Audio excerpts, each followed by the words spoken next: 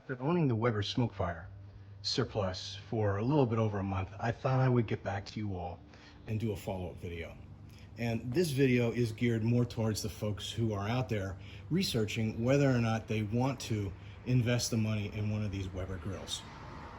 Now, if you looked at any of my other videos, part 1 and part 2, I owned a Pit Boss Pro Series 1100 for 4 years, and it was time to get rid of it. So in researching, I always liked Weber products. I love how smooth and stealthy looking they are, especially this Stealth Series grill. It's very contemporary. I went with the Sear Plus for a number of reasons, which gives you the shelf over on the left-hand side. The Stealth gives you the rubber handle. The Sear Plus gives you the additional $100 cooking grate. The Sear Plus gives you the folding rack that you could put on top. The Sear Plus gives you the brackets in the front that you can hang this shelf when you're not using it. And as you noticed, I purchased some S-shaped hooks, and I hung some more tools that I utilize on the front of the grill. So I'm going to tell you some things that I've learned about it. I'm going to show you the inside, what it looks like after 4 cooks, pros and cons of maintenance of this grill. So here we go. So I told you some of the things that I like about this grill. Right now, this grill is just being wheeled in and out of the garage because we're having our rear deck replaced. So I've learned that wheeling this thing around is not the funnest thing in the world because it doesn't have a lower shelf, and those legs flex when you're going over uneven surfaces. And those casters are so sensitive that they get hung up on the wire. So if you're looking at rolling this grill in and out and around, you better have the wire out of the way, and you should have a pretty smooth, even surface because it does get caught up with those very dense casters. I love the shelf. And when I had my Pit Boss, I used to use the top of the hopper, the pellet hopper, as another table. But then again, if you had to fill it in the middle of a cook, then you lost your table. Well, this is really nice. And again, I talked about that front bracket. I really like that. The interface of the grill is awesome. It really is. And the Weber Connect that comes along with this to use with your phone, it's fantastic. I haven't had any problems with it. I could tell you that I purchased an additional 2 heat probes, and I found that 2 out of my 4 now are not as accurate as the other 2. So I have to compensate a couple degrees here and there, knowing that they're not all accurate. The pellet hopper, yeah. First thing I did was I removed the grate on top because filling this is an absolute bear. It's not fun. And if you're parking this grill up against something, it's going to make it even more inconvenient to fill this hopper. And I'll talk about how efficient this is in a couple minutes. Space on this grill is absolutely fantastic. And I got to tell you that this thing really pumps out the smoke and really pumps out the heat much more than my Pit Boss did. Now, I did post a video on a grill hack, and I purchased the Nomax insulation tape. And as you can see, I insulated the hood cover because I was losing a lot of heat, and as you can see, a lot of smoke. And there's still a couple little areas, like in that back corner right there, and in this back corner right here, and up in the front on both sides, where I could probably use another layer of this Nomax. But where you see the bright gray is where all of the heat and the smoke has been stopped. And I have eliminated a massive percentage of smoke and heat loss from this. In fact, so much that I changed the cooking zones inside the grill. Now, the way you see the grate set up right now is the way it comes from the factory. And what I do when I grill anymore is I put that sear plate right in the middle. I slide the middle stainless grate over to the right, and I put it right in the middle because I've now changed the heat zone, and the middle of the grill is now the hottest, which is what I'm familiar with the previous Pit Boss. So here's what this pit looks like after 4 cooks. And I'd say every one of the cooks ranged between 45 minutes to about an hour and 5 minutes. You can see that there's a buildup of ash all over this on the flavorizer bars that Weber calls them. There's some grease on the center one. I haven't had any flame ups. I haven't had any grease fires. And I'm going to take these grates off shortly now and show you the bottom of this pit after, I guess it was 4 or 5 cooks. I'm going to try and do this while I have the camera running so you can see what's involved in getting this pit ready to be cleaned. So you want to remove your sear plate, and then you have underneath this is a small module piece.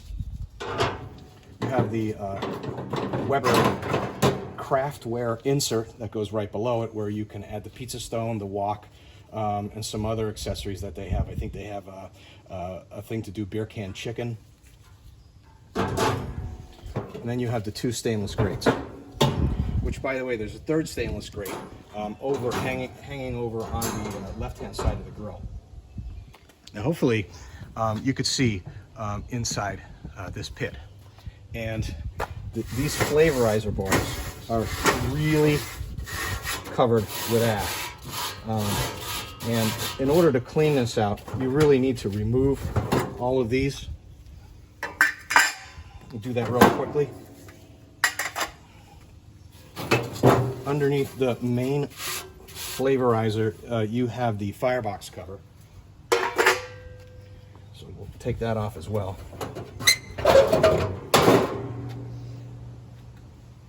See all the ash flying around while I'm doing this.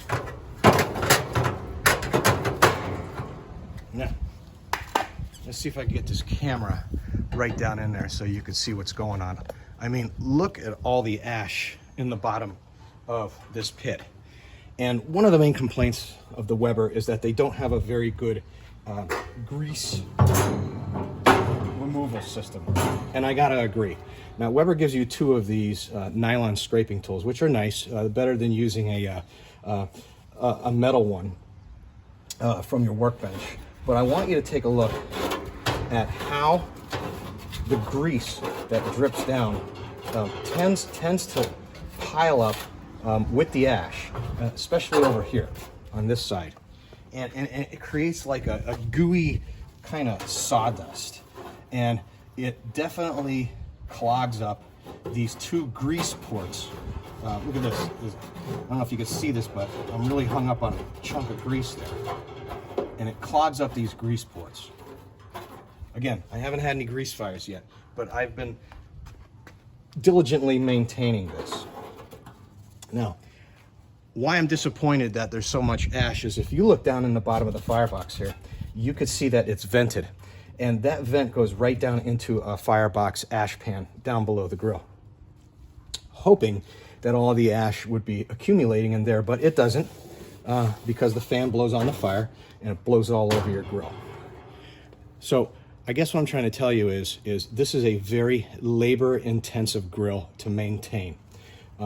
You're going to have to remove all these pieces. You're going to have to vacuum this out.